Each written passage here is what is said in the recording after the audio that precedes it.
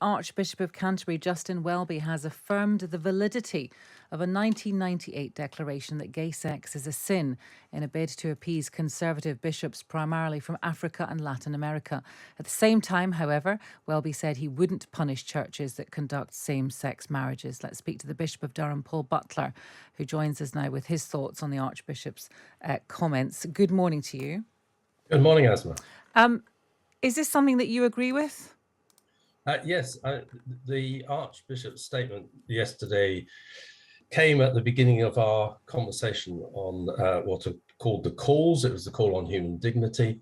And I have to tell you that there was an immediate standing ovation from every person in the hall.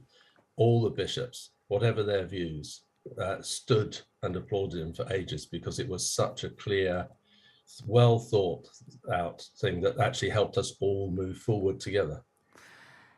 It may help you move forward together. It plants a seed in the mind of other people, perhaps who perhaps don't agree with this position, and also gay people who feel strongly about their religion as well.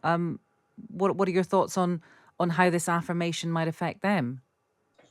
So I happened to be at the time sat next to someone from another part of the Anglican Communion who is gay and is actually in a same-sex marriage.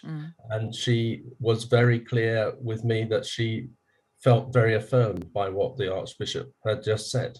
So that's an immediate reaction from someone in her position. So she agrees that gay sex is a sin as well? No, that's the point that was being made by the Archbishop was that the resolution, which is known as 110, which was made at the Lambeth Conference in 1998, remains the majority, clearly the majority view of the Anglican Communion as a whole, but that there are those who have, with real thought and care and prayer, changed that view, and in some instances, the whole churches have allowed moves forward in that direction. So no, she certainly doesn't see it as a sin, but that was the nuancing of what was going on. Right. I mean, the nuance is slightly lost on me, but then I understand I'm not, I don't move in these particular circles. Do you think that her view is shared widely by people who are in same-sex relationships? Yes, it would be wrong to identify a particular individual, but she is well known and she speaks widely for people. Of course, it still hurts, and it still pains her that many in the communion would not see her marriage as fully valid. However, she recognizes she is part of this communion, and there is an utter commitment to holding together to the fullest extent possible and working together in the years ahead. Now, the other thing that came out of this, of course, is that the Archbishop of Canterbury said that he wouldn't punish churches that conduct same-sex marriages. Would you conduct a same-sex marriage? Personally, at present, no, I wouldn't. That's a simple, straightforward answer for you. Why not?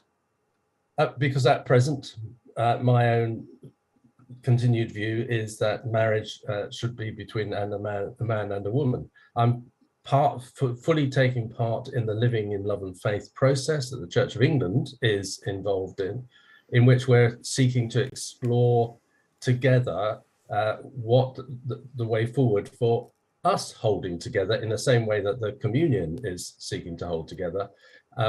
And the bishops will be engaged in that process through the autumn, and there'll be proposals coming in February.